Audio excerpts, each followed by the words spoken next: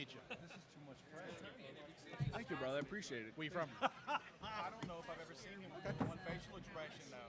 Not too far from you, for you guys. Easy trip. Yeah. Hey, brother. Oh, yeah, it's not bad at all. What'd you think about the rain yesterday? Oh, you guys are used to it. Oh, is this live? No, John is not here. The other guy is who you're looking for. Yes, sir. Hi. Are we good? Hi, everybody. We're going live. Yeah, I guess we're going. There we go. Hi, everybody. Welcome to GunCon 2024. I really, really appreciate you guys being here. Let's get a round of applause for all the amazing sponsors here. Thank you. Thank you. Now, what we are going to do is have the first ever GunCon Second Amendment panel. Before you are some of the juggernauts of the Second Amendment space. These guys up here are incredible representatives, and I'm going to introduce them right now. To my left, we have Jared from GunsandGadgets. Jared's an amazing guy, great channel. Next to him, we have Anthony from Armed Scholar. And then next to him, we have Richard Rogers from IFC, Iowa Firearms Coalition. That's right.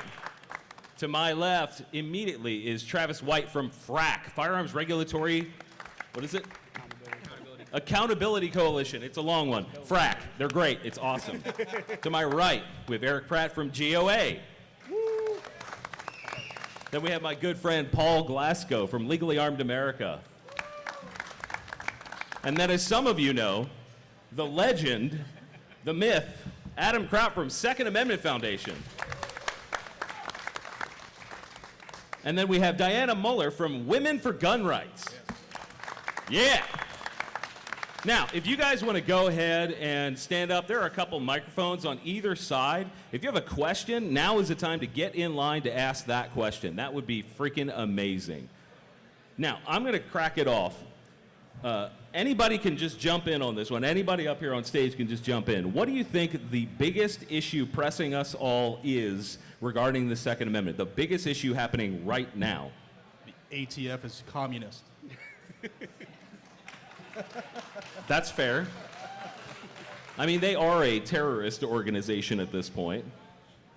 Right? Anybody else? The constant threat of red flag gun law legislation. Yes. I think that's the most dangerous. Why do you think that's the most dangerous thing? Because it will be absolutely abused, and most of us up here probably could be victims of it. That's right. That's right. That's right. Again, guys, there are microphones on either side of the room. If you have a question, go ahead and stand up. There's one over here and one to my right. Matt, do you have a question, brother? Yes, I do. So for people like myself who want to support... Get a little closer to the mic for me. People like myself who want to support all of your organizations, but financially can probably send money to like one GOA for me specifically. What are other ways that individuals can do the most amount of good for your organizations outside of financial aid? That's a great question. Who wants to jump on that one? I'll take it. Great. Thanks, Adam. Since you already support GOA, I think one of the ways that people can help is by just sharing the work that organizations do. There's a lot of misconceptions or just lack of awareness of other organizations in the space and the work that is, comprises of their body. So for instance, the Second Amendment Foundation, I know you're familiar with GOA. They're very busy in the court system. They also do lobbying and grassroots lobbying. But SAF has been active in the court system as well for a very long time, involved in over 260 cases. And sharing information like that, I think, just drives awareness to other organizations. And that's, incredibly valuable as well. Dollars, as Eric, I'm sure will tell you, dollars drive the ability to do work, but also people knowing you exist is the baseline of that. Yeah, great response. Anybody else want to jump on that? The best thing besides money? I got a little bit. So this goes to the first question as well. What's the most dangerous threat? And then what can you do about it? From my perspective, I think that the most dangerous threat is the overall negativity towards gun and gun owners. So just recently there was a Congressional Sportsmen's Foundation just put out a poll saying that nationwide decline in approval of hunters and gun owners. It's about the big picture here, folks. This is them influencing your friends, your families, their neighbors, and their legislators for decades, intentionally. And we don't tend to run intentionally. We intend to run a little bit lackadaisical, that we've got the Constitution, that nothing's going to happen. But I'm telling you, things are going to happen, and everybody's kind of seeing it. Seeing their great work is now coming to fruition. They planted seeds a long time ago, and they're harvesting a crop. We need to do the same thing. What you can do is, if you want to be able to influence your friends and your families, I always talk about education. Education, there's an internal component to education, and there's an external component to education for gun owners. Everybody in this room, if you don't know how to explain in 10 seconds or less why you need an AR-15 tactfully and not from my cold dead hands, then you have work to do. So that's an internal component to education. The external component to education are the people who are outside these walls, who don't have any kind of experience with our culture or our people. That means smiling at them and being nice to them and not calling them dumb names on the, when they ask a dumb question, because we're smart and we know more than you. It's being kind. Thank you. That is an excellent response. Thanks for the great question, man. I appreciate that. I'd like to jump in on that if I might. Sure. As the only representative here of a state-level organization, I'd like to answer both questions. First of all, one of the greatest dangers, if not the greatest danger, is perhaps complacency on the part of gun owners or Second Amendment advocates in states, in the red states where things are going well, like Iowa, not perfect, but very well. People have a tendency not to get active. Things are pretty good. Back when we had sheriffs had absolute discretion over whether to issue a permit and any restrictions they wanted on your permit under the may issue regime, people got incensed. They got active. And that's how our organization got started. So that's one thing. But I would say the best thing you can do is get involved with your local state organization. Now, a lot of folks here are from other states, and so you're going to need to find the organization in your state. But we're an Iowa Firearms Coalition is an all-volunteer organization, and we need people both facing the public and on the back end dealing with computers and marketing and graphics and things like that. But also we need our members. We need to grow our membership, get your friends and neighbors involved, and then go meet your legislator when they're having a neighborhood coffee or a rally or an event, but get to know them and they know you and let them know your concerns. So I think that's the most important thing. It's a lot easier to deal with 150 legislators at the Iowa Capitol than it is with 535 in Washington, D.C. Sure. And it's a lot easier to make a big change. Thanks, Richard. That's a great question, brother. I think really it comes down to just getting involved. Share everything you can. Get involved where you can. Spend your time, because your time is also valuable, and all these organizations can use your time and your help. Thank you, brother. Hey, John, let me just real quick add on to that. The biggest thing that we can do as a community, we have a pretty big election coming this year that this country might not survive if we don't make real changes. Just in Iowa, I got to look at my cell phone, forgive me. Just in this state, there are 136,747 hunters and gun owners that are not even registered to vote. That is a huge problem. Nationally, there are 9,988,407 gun owners and hunters that aren't even registered to vote.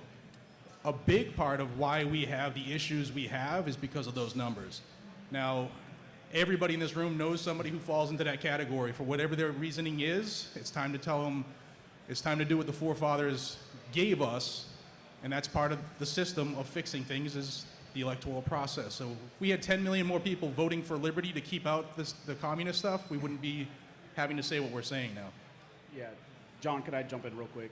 The thing I want to echo a little bit is we talked a lot about state orgs. National orgs are awesome. I mean, I love all the national orgs here. But a lot of people aren't aware that these national orgs also have state affiliates. So, like, for example, GOA and GOC work close together. I'm in California.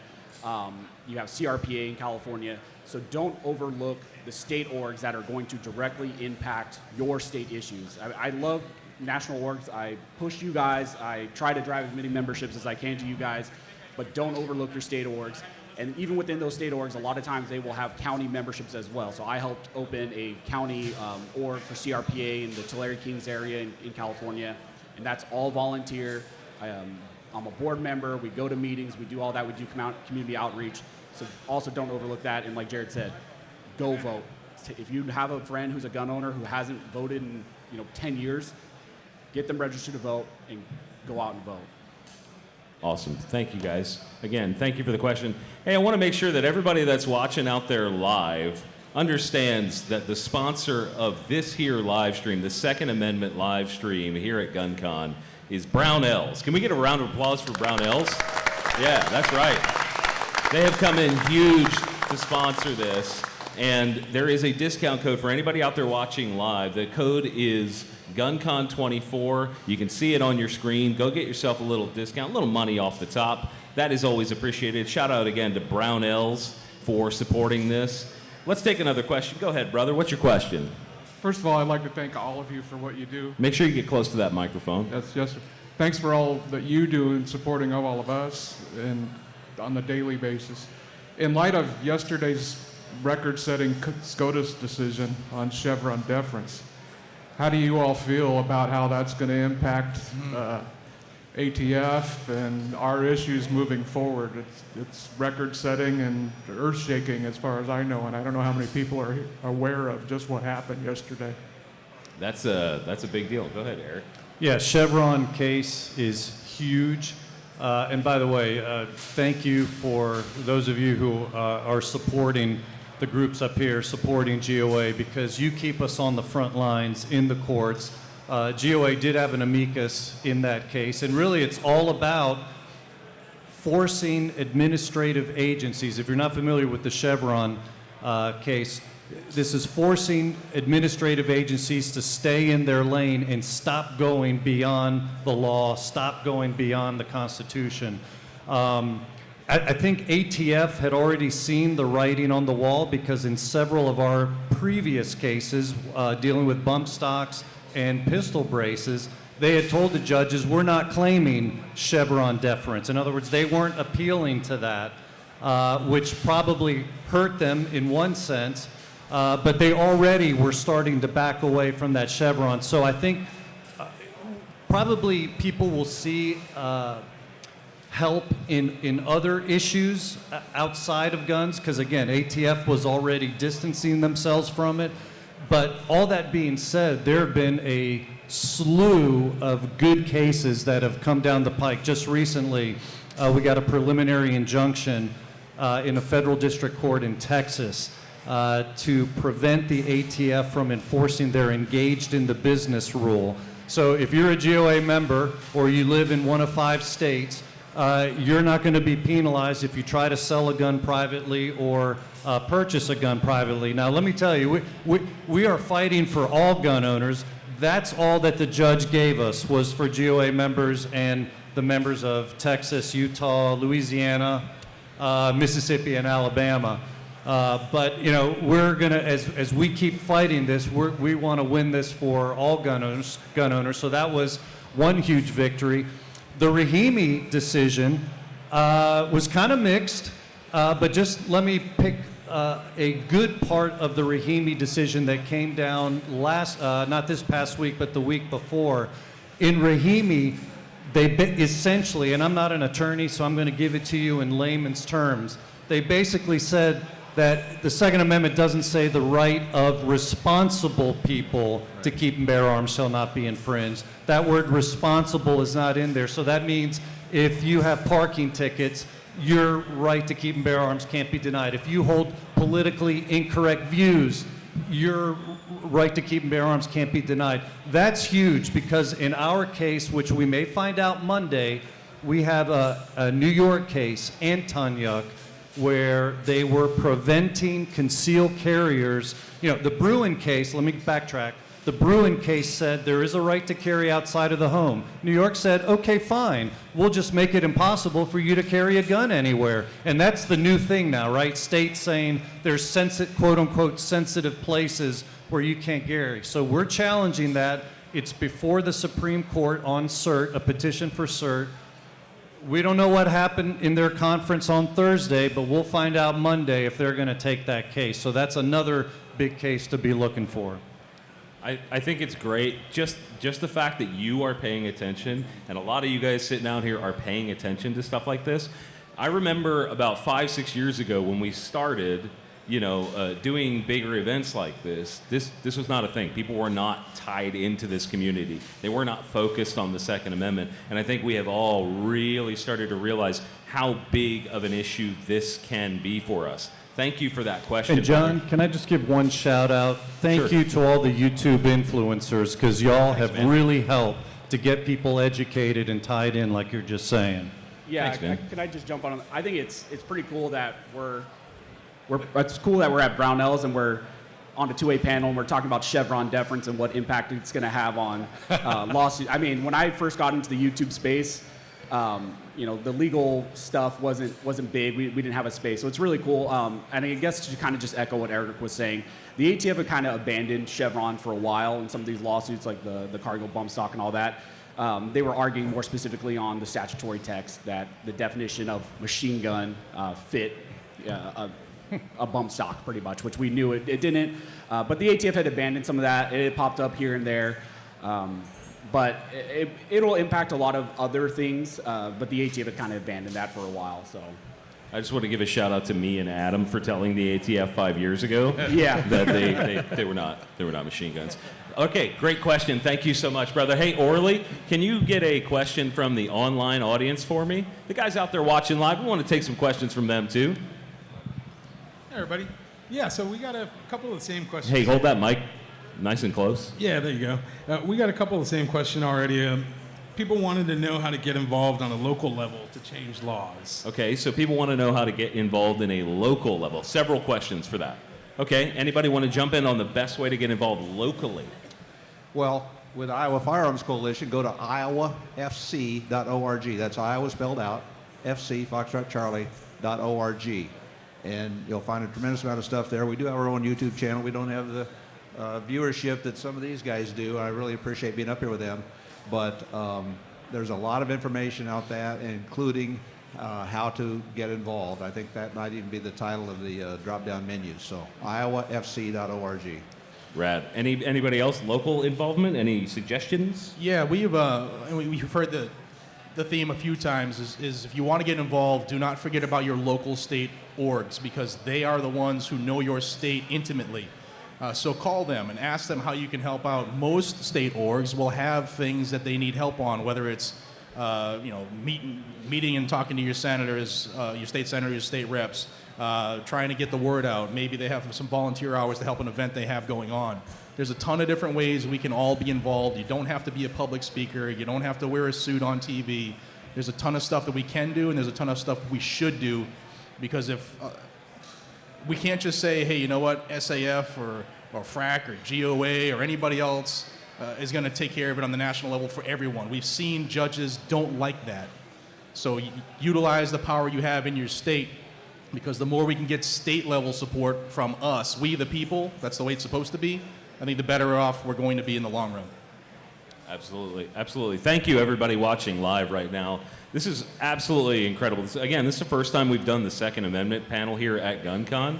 And I just want to say again, thank you to everybody out there watching live, and thank you to you people sitting right here that actually care about the Second Amendment along with us. That's absolutely incredible. Can we get a round of applause for you guys? Yeah. Come on, applaud yourself. I love you too. It's okay. You're allowed to feel proud for a second. All right, let's take another question. Go ahead, brother. All right. Am I too close? No. No, get close. Okay. On Facebook and YouTube and the other medias that are out there are censoring what the Second Amendment, gun rights and all that. What is a good avenue for getting out there? Because we're being hammered on Facebook. YouTube won't give you the follows. What's your guys' thoughts? I'm going to let one of the other creators jump in on this. So what really works, is to spread the word regardless. They want us to feel that defeatist attitude. They want us to give up. screw them. We, the people, are in power. So Twitter, X, has been very, very, very friendly to us since the switch in ownership. So utilize that as much as you can. There is almost nothing that is taken down on X. But become an echo chamber for something you see. If you see a video of Anthony's that you think is solid, forward it. It takes seconds for people to forward the message and get it out. And that's a way we can have a huge impact, is by just spreading the word. So don't feel down. That's what they want.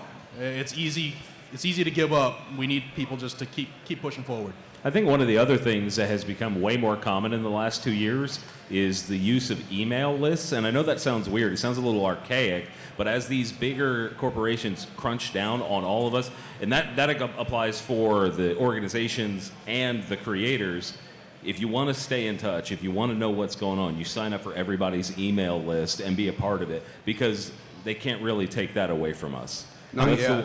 Right. They are certainly going to try. Yes. They are going to try. That is a great question. Thank you so much. Let's go over here. What's your question, brother? I was wondering about the Supreme Court Justice Sotomayor, her dissenting comments and stuff about having rifles and stuff in common use. How much do you think that's going to go through and affect your cases and stuff coming down this pipe? That's going to be somewhat important.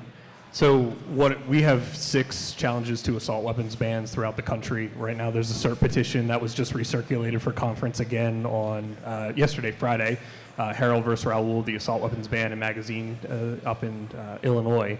And so while dissenting opinions aren't controlling, the fact that it was admitted by a justice in writing that these are common arms, she's not going to be able to back away from that position when one of those cases hopefully eventually does get before the justices. So she's going to kind of be married to the admission that at least they're common arms in use. Now, whether or not she tries to find other ways to justify a ban, I'm sure, but so it is helpful, for sure. Anybody else want to jump on that? Travis, do you have anything to add to that one? Well, I've been waiting for an opportunity to jump in on some of the earlier questions. I think I can tie it in here. The biggest thing I'm seeing is, one, the weaponization of lawfare against industry group, right? Yep. Speaking from the perspective of manufacturers, distributors, and dealers. The weaponization of lawfare, and particularly where the other side will plug in their funding mechanism to municipal governments. So it's sort of like when you were a kid, right? The birthday boy gets the garden hose. Everybody else has to have like the pump gun, right? They're the birthday boy with the garden hose that's plugged into the house, litigating in waves against the industry with basically unlimited money. And so it's a way to convert public funds into a battering ram against a politically disfavored industry. So we have to find ways to cut that off. Now, the second point I'll make is their attack is very comprehensive. So a lot of times we talk about gun rights, we talk about the Second Amendment, we're very narrow focused on things that have the word gun in them or are overtly a Second Amendment or firearm related piece of legislation or policy measure, right? The other side takes a more comprehensive, unconventional approach to this assault of theirs on the industry and on the Second Amendment. They don't look at just anti-gun legislation. They look at things like bank rules, bank legislation, pressure on those industries, insurance. That's the other bit. Banking and insurance are the 2 facets right now I've seen or avenues for attacking the industry, to the point of like companies being informed you have 30 days to close out a bank account and move it. Right? So that's not easy when they're a big corporation. Like some of these companies that are getting pinched are huge. Mm-hmm. You can't just up and take millions of dollars or whatever out of your bank account and just magically shift it. It doesn't work that quickly. It can be crippling. And the same thing with insurance. And I don't just mean like products liability insurance, like you made a thing and you got to have it insured, in case there's an issue. I mean insurance like slip and fall insurance for a building, for instance, something that transcends industries. Companies are getting informed, hey, you're renewing, there's a 0 on the end of your bill right now. Oof. Right? So these are unorthodox, sort of unconventional attack vectors that the other side is taking in their comprehensive attack on the industry and on the Second Amendment. I think with that, it evidences the fact that their their attack is not only at the policy level, it's really in many ways at the cultural level. So therefore it percolates down into all facets of public policy, not just in a particular, conventional Second Amendment or firearm policy space. Would you describe that as asymmetric warfare against us? I would. Yeah, that's terrifying. Okay, I just want to say again, thank you guys out there watching live. I think it is really incredible that there are so many people out here that believe in the Second Amendment. I really am so excited about this. I want to say a quick thing real quick. I want to say a shout out to my man Adam Kraut right here for returning to the TGC family for the first time in several years. Let's give Adam a round of applause for helping to kick all this off. There is a very good reason that I am so invested in the Second Amendment, and I have had a foundation of learning through working with Adam, and I just wanted to say a special thank you to him. I want all of you to shout really, really loud if you would like to see the return of the legal brief. What's that again? Hey, Adam. Hey, Adam. They want to see, what is it? The return of the legal brief? Do you have anything to say? I'm very honored by that. I actually do have something to say about that, Sure. though. For me, when we started that was the result of I think a Facebook rant. Yeah, Adam was just ranting on Facebook, and I said, we have to film this. Yeah, and so what John did, he came up with the idea mostly, and between the two of us, we were able to carve out something where we saw an opportunity to educate people, and I think you've heard a number of people up here on stage already say that education is very important, particularly with that first question. And that was a big honor. It still is an honor to be able to do for people. The greatest compliment I've ever gotten was, hey, I learned something. And to see so many other people pick up that mantle and run with it, like Anthony and Jared down there on the end, that means a lot. And I think as long as we as gun owners and activists and whatever else we are continue to do that, we're going to turn the tide. I think public opinion has shifted as people get a better understanding. And I think one of the questions that was asked with the cutoff of electronic avenues, just go out there and talk to people face to face. The human interaction is very meaningful, and I think you get a lot further with that sometimes than just simply, here's a link or watch this video, but have a conversation with people. So that's what I have to say to that.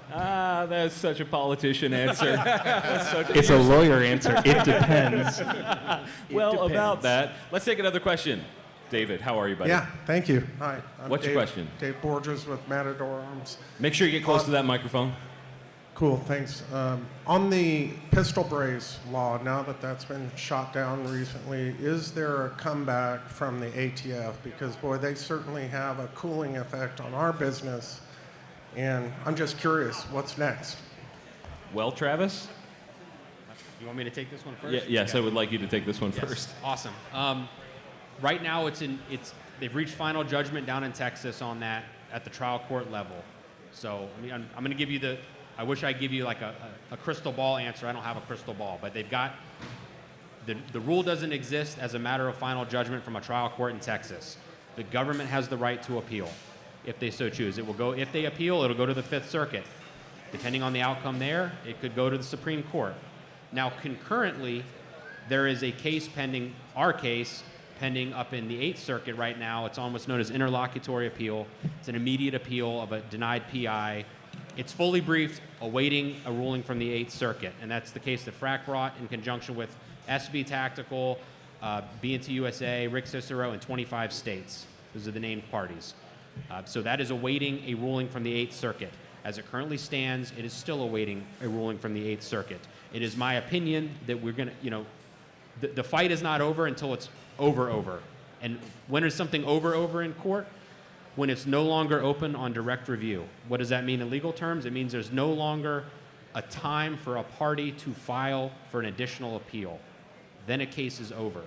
So is it fair to say that it's over in Texas when there's an open appeal still pending? I would say not. However, the rule has been vacated by the trial court judge, and there is no stay that I know of yet. As of stepping up here on this stage for this panel, there is no stay in effect from any higher court. So I know you wanted a more crystal ball answer of what's going to happen in a year from now. I don't have that, man. So I just wanted to explain out sort of where we're at, across the board. Can And I add hope one answer thing your to question. that? Oh, sure.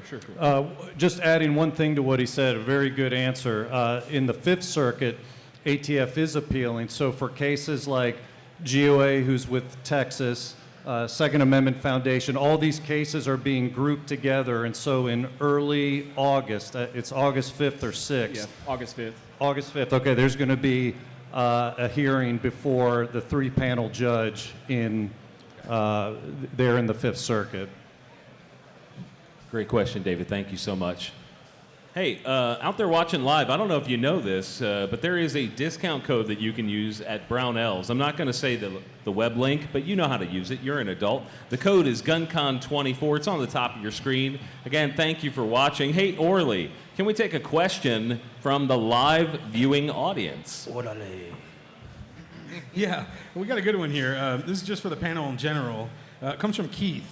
It says, any thoughts on how yet-to-be-invented arms may have trouble meeting the common use test if they get banned before they can become common?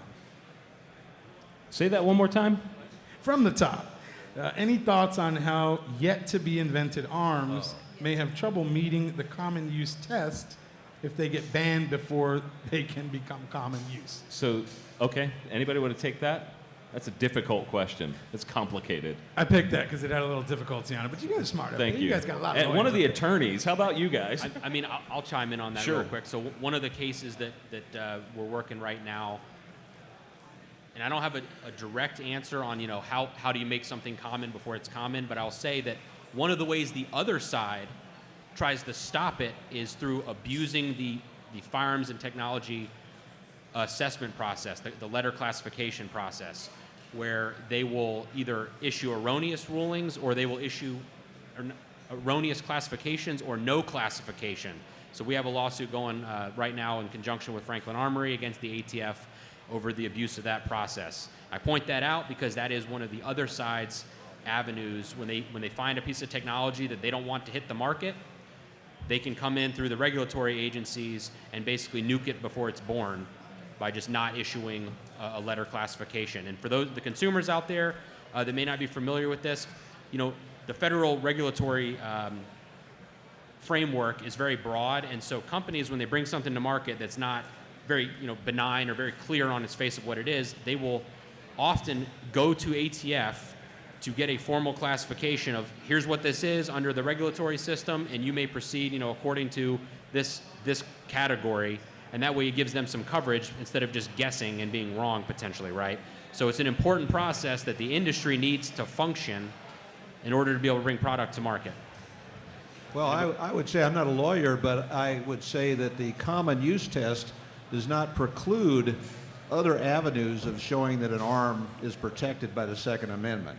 So while it's very important, it doesn't preclude other things, and that's something to keep in mind. That's a great question. Thank you to the live viewing audience. We really appreciate you guys tuning in here on a Saturday. This is absolutely just incredible. I mean, I look to my sides here and I see the best and brightest in the Second Amendment space. Literally, like, just absolute juggernauts in the entirety of the space, and this is almost overwhelming. You guys are absolutely incredible for participating in this. Let's take another question. Go ahead, brother. All right. Okay. Yes, it's very loud. We're under threat with no-knock warrants. Closer. With no-knock warrants, where, for example, Malinowski's case, they killed him. At the end, the law didn't mean anything. They went in. And at the end, they didn't find anybody at fault for not having cameras or whatever they did when they were inside. They shot the guy, and at the end, they didn't find nobody at fault. Then you go for like CRS Firearms. He's in jail for literally printing on a card. We also have many others instances where everybody that goes to jail with the ATF has to defend themselves. And they're going against these people with a lot of money for backup. Not only that, they also have nobody at fault we have to worry about. what laws have to pass, what laws to follow, what not to do, and we don't have a backup insurance like they do in law enforcement. Are we thinking about anything about doing the same to them and having each law enforcement that breaks these laws that should know better than to break the Constitution and get rid of qualified immunity? Are we thinking about that in any way? Because they have the government to back them up right now. I thought you were going to ask if we were performing no-knock raids on them. No, that's not going to happen. Anybody want to jump in on that? Are we worried about that? Are we thinking about that? I think some states have already started to fight back. You have states, it started in Missouri with the Second Amendment Preservation Act, which actually has real penalties for the individual officers who violate a Second Amendment right of a citizen by utilizing the federal government. And they don't have the protection that they're afforded everywhere else. It's $50K out of their wallet, they pay for it, and unemployable if they violate people's rights. I think that's a great start. I know there are 5 other states trying to get it in. Some of them are having issues because Joe Biden had his DOJ sue the state of Missouri for actually sticking up for people. So that is still going on, and the other states are trying to get it, but a lot of that's from us. Like, the lawmakers, they are, it's the consent of the governed. So if we don't tell them we support stuff en masse, silence is accepted. So if you have a relationship with one of your state legislators, a great place to start is having some type of repercussion for people who violate your rights. That's a great place to start. And then there's other ways to go from there, and I'll let other people jump in, but the SAPA laws are a phenomenal place to start. I want to make a point that, to your point and Jared's earlier point about getting involved locally, I think a lot of people have, and obviously this happened in the 2020 election, a lot of people lost a lot of confidence in the voting process. You can't give up on the voting process, because if we give up, then we know who the only people are voting, and they're cheating. I think that to fight off the fact that in Malinowski's case that a lot of this stuff was covered up, at first, if you remember, Tom Cotton asked some questions. That kind of went away pretty quick, but nevertheless, he only asked those questions because people were calling and asking them, you need to ask questions about this. Something's not right about this. They put tape over the doorbell camera and all that. He would not, let's face it, these politicians only care about getting reelected. They really don't care about you. They care about getting reelected. So if you put the pressure on them and continue to vote, that matters.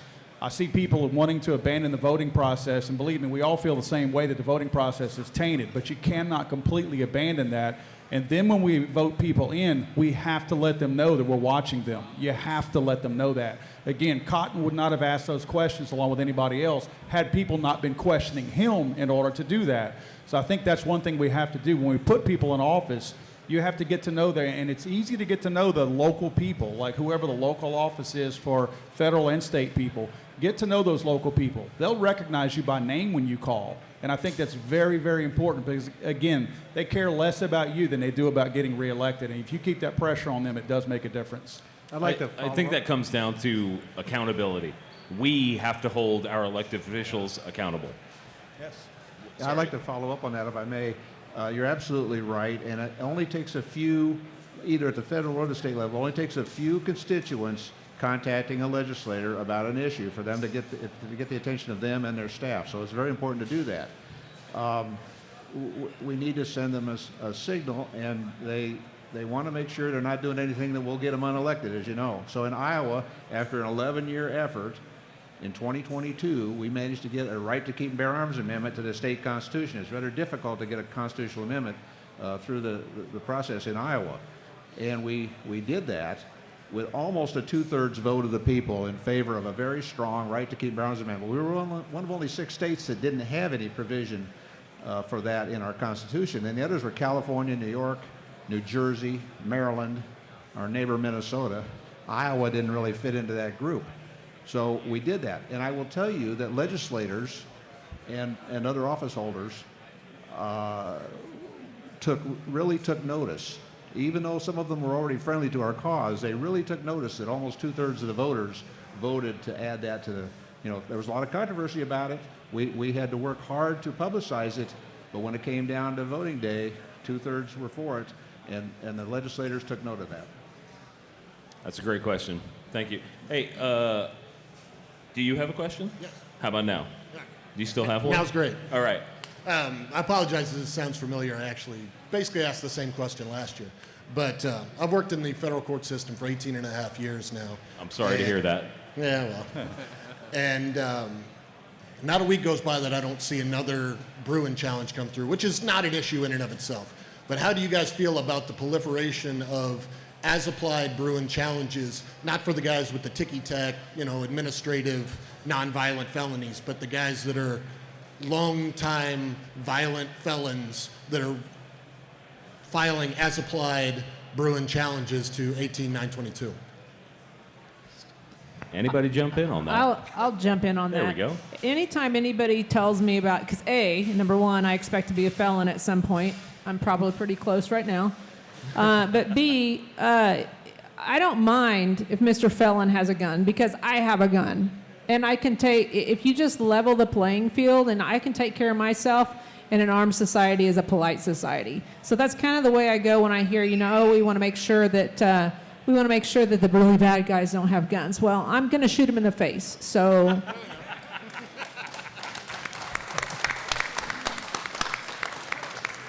I'll jump in there too real quick. So Rahimi was just decided recently, and if you look at what the Supreme Court did say in Rahimi, we go back to Heller really for the test that's to be applied to Second Amendment challenges, and then Bruin reiterates that it's the text as informed by the nation's history and tradition. So if we look at what they say in Rahimi, one of the things that they pointed out in the majority opinion was this element of dangerousness. Now, I'm not going to talk about it in the context of Rahimi, but more broadly with these as applied challenges that are percolating their way through the court system, I suspect that if the courts can point to, or the government in this instance can point to, this specific underlying basis for their conviction comprised an element of dangerousness, they're going to use that to uphold those prohibitions against those people. It's not going to apply, as you said, to the ticky-tack nonviolent misdemeanors in theory, but for these more perhaps heinous crimes, I suspect you'll continue to see those being upheld through the courts by virtue of dangerousness. One quick point, John, I want to make on that is I liken it to a child being sent to his room for doing something wrong, and they take his video game privileges away from him. Once he serves his time and he gets out of the room and comes back in there, did they tell him, no, you still can't play the video games? If the court system would do its job and not let everybody plea down and not let the wrong people out, then why are you letting a person out if they can't have their constitutional rights back? Why did you let them out if they're still a danger? They should be able to possess a gun if they served their time and did their time. Yep. Absolutely. Great point. Thank you. Great question. Great question. Actually, can I jump in on this? I kind of want to answer his question a little bit more directly, because it seemed like there was a little concern about utilizing Bruin in these negative fact pattern cases that a lot of these guys maybe had pre-existing criminal convictions, and now they're appealing it based on that. I think that's just a natural results of when you have a Supreme Court precedent. You're going to have individuals who are already part of their criminal litigation or whatever they're going through are going to try to utilize that to lessen their conviction. But it's one of those duality things. Yes, you have people like Mr. Rahimi who use Bruin expressly to try to reverse some of his convictions. But then on the other end, you have Mr. Range out in, the Fourth Circuit, who is doing the same thing, and he's a nonviolent individual who is subject to federal restrictions because he lied on an application for food stamps. So it's just one of those inherent things that you're going to have this duality where maybe we have bad actors who are going to try to use this legal precedent to reduce their convictions, but then we also have these individuals on the other end who are getting pretty much screwed by the federal government, who are also going to utilize that precedent to try to help them. So it's just one of those natural things that's going to happen in our justice system, as you're aware. Thanks, Anthony. Hey, Ryan, do you have a question? Yeah, I'm curious what short and long-term effects you guys see, and where you see in which government institutions the recent ruling on the Chevron. Maybe give us a little more, like, towards how it's going to affect the Second Amendment community? Like in what government institutions and related to the Second Amendment do you see the recent Chevron ruling from the Supreme Court? Yeah. What effects do you think it will have? Well, it's going to affect all of them. They've been ordered Basically, it's been overturned. The way they've been using it, they can't do it anymore. But the dangerous part, if we're being honest, is they've already started to pivot away from that. They saw the writing on the wall. So think of it this way. The criminal element, no matter what law you pass, they will pivot away to figure out a way to do whatever it is they want to do. Well, the government's a bunch of criminals too. They're told, shall not be infringed, right? So they figure a way to weasel around it. When the Supreme Court steps in and kicks them back a few, they figure a way to weasel around it. Just like when Bruin came out 2 years ago here at this event, you know, what do they do? States like New York figured a way to weasel around it. And they're trying to just bleed our side dry because they know that, you know, we fight it in court, it's going to take 4, 5, 6 years, that their intended result happened, you know, and then they're going to keep fighting as it keeps going along. But the attorneys can give you more on that, but it's par for the course. Yeah, I think it goes back to, we kind of addressed Chevron a little bit already. The ATF and a lot of those agencies there, in the firearms context, had already pivoted away from using Chevron as the main justification for whatever regulatory action they were doing.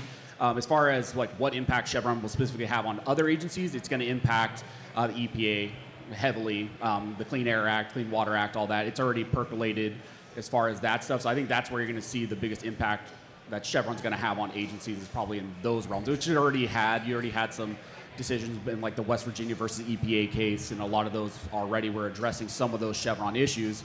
And the writing was on the wall that with this specific makeup of the Supreme Court, they just were not in favor of keeping Chevron as this precedent that was looming out there. So I think that's the disappointing part is that it's not retroactive. So they're not going back to fix everything that was used. They used Chevron to destroy rights and chip away. So that, for me, that was the most disappointing part because it's like, really, from here going forward, be good boys and girls.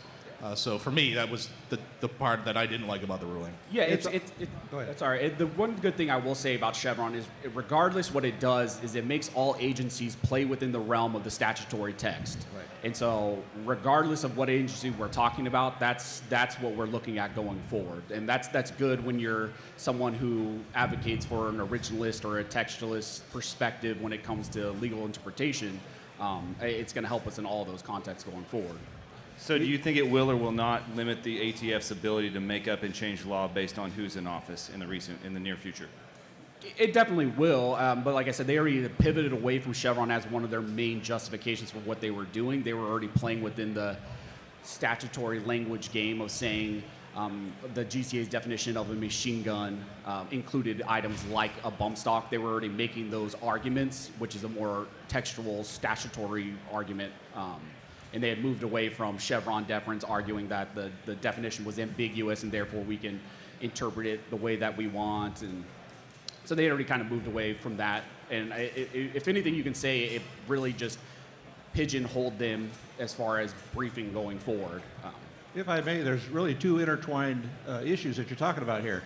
One is the Chevron deference, or the deference that the courts since '84 gave to administrative agencies to interpret their rules. They gave them great latitude, and so it was very difficult to challenge those in a court. And the other is, some of these other cases have come up recently challenging the adoption or formulation of regulations under the Administrative Procedures Act. So they're not properly formulated, and so that's a valid challenge. And then the second one is that with the Chevron, if you challenged it, you couldn't take it to court. A lot of these things couldn't be taken to court. So I'm a retired pilot, so dealing with the FAA, if they say you violated a rule here, a rule there, and we're going to impose punitive fines on you, you appeal it. You appeal it to the FAA, within the FAA, and you go up, and then maybe you get to take it to the National Transportation Safety Board, and they give deference to the thing. But it's very difficult to get out of the administrative agencies and go to the court system. Well, now, you said they bleed you dry as you go through the court system. Well, they bleed you a lot drier if you have to stay within the administrative agency, because there's never any chance really that you're ever going to prevail. It's almost never prevail under the administrative rules. If we can go to court, it may still be costly. Remember, they say you can't fight City Hall, right? It happens at the local level. It's difficult to challenge the government. But That's at right. least if you That's can right. get it into the court system and say this is an invalid rule and shouldn't be applied in this way, the court will have the final say, and so hopefully, there'll be help for somebody that needs help in challenging it. But I think that's the real difference. And the other thing about Chevron Hang is, on, we got to keep it rolling. We got to Okay. keep it rolling. Thank you, Ryan. I appreciate you. Hey, we have very limited time. Let's keep the next few questions very short. We're going to keep our answers short. Go ahead, brother. Okay. It's pretty obvious that the financial industry does not like the gun owner of America. Bank of America, Wells Fargo, etc.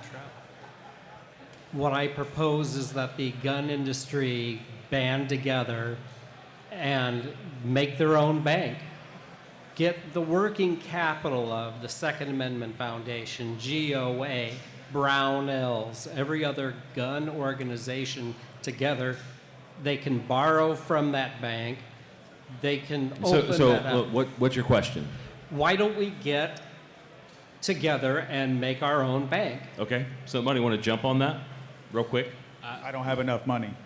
That's fair. I think there is an effort. I don't have the details on it, but I think there is an effort to do exactly that. Go ahead, Travis.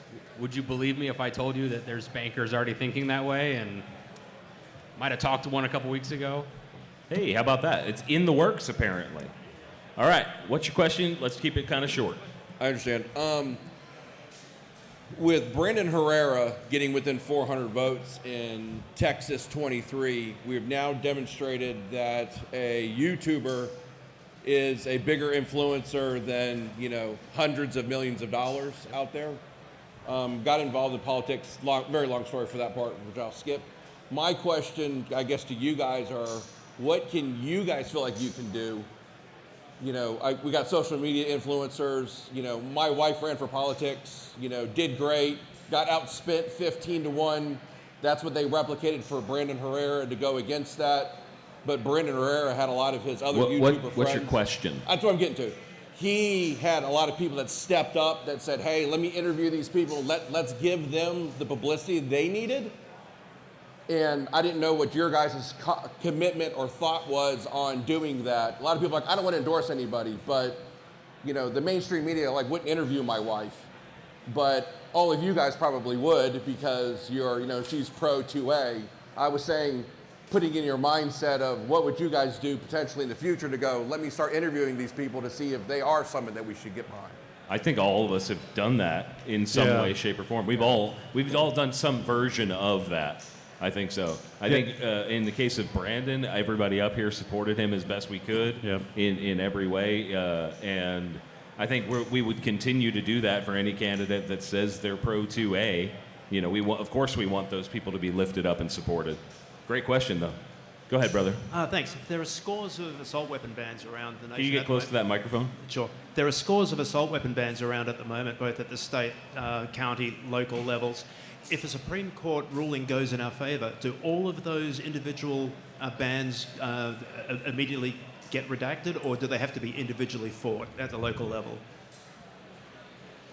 It's going to be case specific. It's going to be, we would have to crystal ball what expressly does the Supreme Court say about that specific issue, what language impacts how this state wrote this specific law. The good thing, I guess the good and bad thing is when these states, specifically like California and others, pass their bans on scary assault weapons or their large capacity magazine bans, they're not creative. They tend to copy and paste each other. And so if language from the Supreme Court applies to one, it's probably going to apply to multiple. Some states have gotten a little bit more creative, like Illinois, I believe, have gotten a little bit more... Don't give them any tips. I'm not going to give them any tips. They got a little bit more creative with some of their language that made it a little bit more restrictive than states like California. But it's going to be case specific, and it's going to be you're going to have to address it based on the specific state statutory language and go through the cases that way. As a true attorney would say, it depends. It depends, but also if there is a broad ruling that does cover all those, it's just a matter of that decision being sent to those courts and those courts entering judgment. So it might not happen overnight, but it'll be pretty quick after the fact because it is binding on all the lower courts as well. Okay, great question. Matt. Hi. Really, this is a question for the SAF and GOA. What do you guys look for in plaintiffs and situations when challenging stuff like GCA 68 and the prohibition of, say, interstate transfer of firearms or other gun parts? Okay, try to keep that as short as possible. That is a complicated question. Try to keep that real short. the biggest bang for the buck to take down as much gun control as possible? That's a great answer. How am I going to follow that one? I don't know if you can. Yeah. No, I mean, I think we both, when we vet plaintiffs, we look for somebody that presents themselves well, might have a compelling story to go along with it. You know, while that shouldn't matter because it's a matter of law, sometimes stories do help. And it's just a matter of looking at it and seeing how does this affect people, what's the public benefit, and how broad is it. So I would echo Eric's answer in a lot of ways. Do you have a submission process that people feel like it on your website, or do you go looking for them? So there's typically two ways that SAF handles things, and I'll let Eric, tell how his organization does it. But we have strategic litigation where we're looking at what the field of law looks like today and how we want to shape it for the future, how to restore the Second Amendment. Some of it's reactive, post-Brew and all these carry bans, that would be reactive. And then we also have opportunistic, where somebody does submit something on our website or calls our office and says, hey, I have this problem. And we look at their problem and say, okay, not only can we help you, but there is a broader public benefit, and that's what we're here to do. So those are two ways that we evaluate cases as to what we're going to bring. Yeah, ditto to what Adam said. Thank you for keeping that short, guys. Let's take a live question. How about that? Hey there, yeah. We had one early on for Diana, and I asked for some clarity from the person. It was a woman asking you a question for you. She didn't really clarify it, but I'm going to read it the way it was initially written. So this is for Diana. What do women feel about self-defense on an overall basis? Women buying guns is a big deal for the whole 2A community.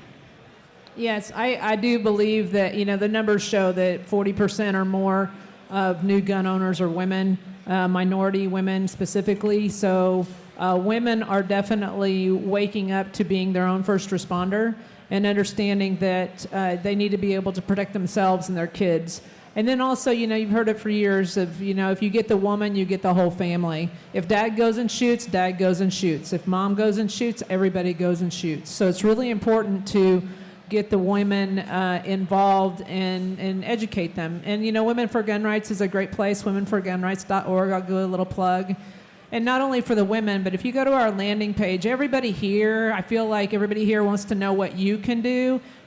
We have a effective communications sheet. So if you're going to go to the Thanksgiving dinner, if you're going to do an interview, go to womenforgunrights.org, and there is on our landing page, there's a one-page, why do you oppose red flag laws? Why do you oppose universal background checks? And they'll give you 3 little bullets on every one of those. So educate yourself, influence your friends, your families, and your neighbors, and that's what's going to help us stem the tide. That giving people those tools is really big.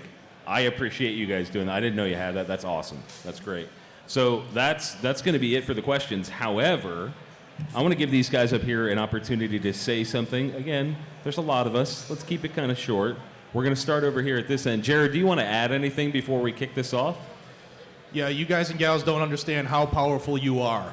We need you as part of the fight. If we have a ton of more people helping at every level, we're going to win. And everybody give a big hand to John Patton for doing this again. Thanks, guys. Thanks, Jared. Anthony, you want to say anything? Again, thank you everybody to coming out. Thank you guys for your support. Like Jared said, you guys are the reason we do this. You guys are the ones that have the power. Get out and vote this year. Your vote does matter. Like Jared said, we have 10 million registered gun owners that do not vote. We need your help. And one of the other things that just popped in my mind, because we were talking a lot about how organizations vet plaintiffs and what can the community do to help. A lot of the times these organizations want to file lawsuits, but they need plaintiffs.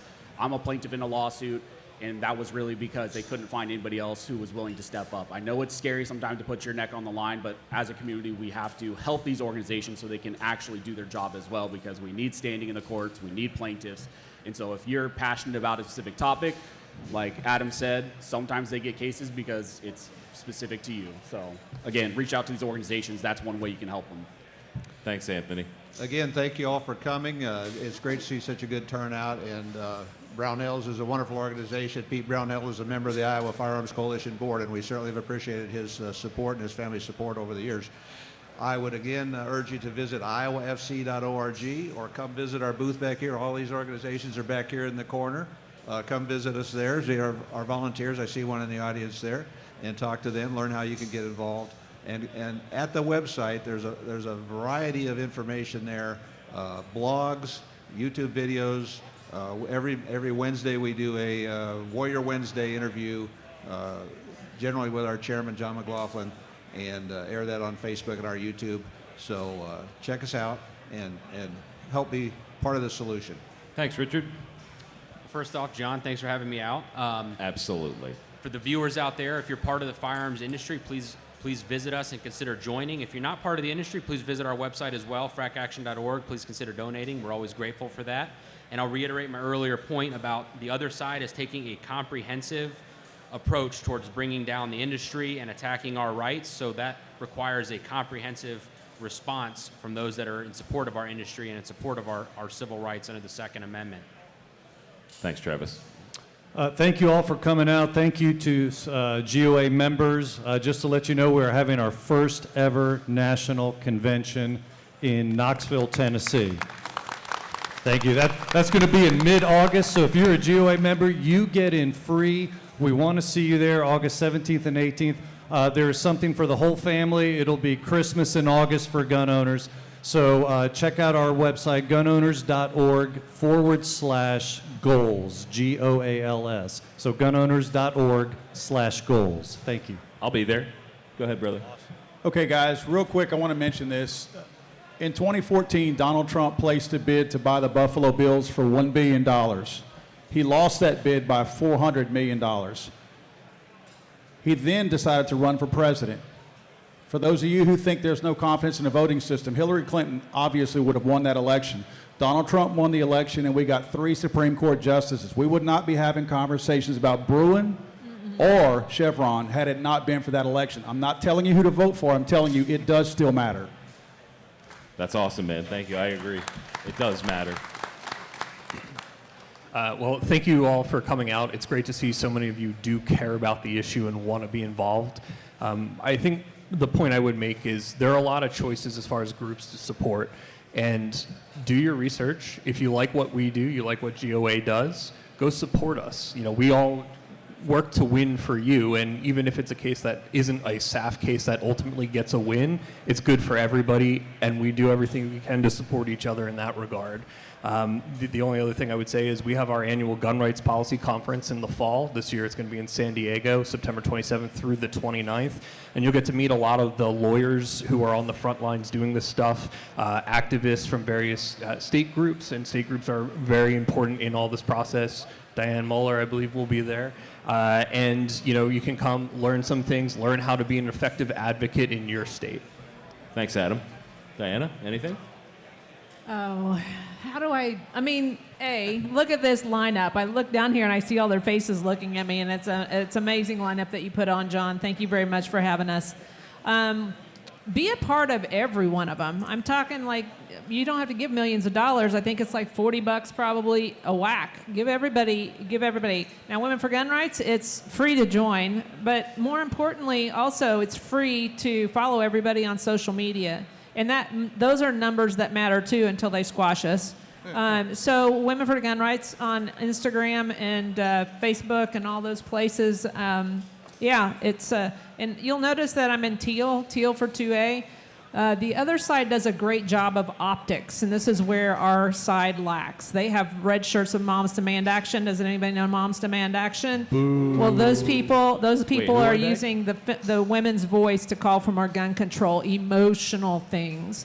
And that's where I think Women for Gun Rights really kind of steps in and fills a void there. So, yep, we need people. Thank you, guys. Hey, this was absolutely incredible. The amount of you out there watching live, sitting right here in front of us, asking amazing questions, just showing your support. I just want to say thank you to each and every one of you. And remember, there is a discount code, GunCon24 at Brownells. Thanks, guys.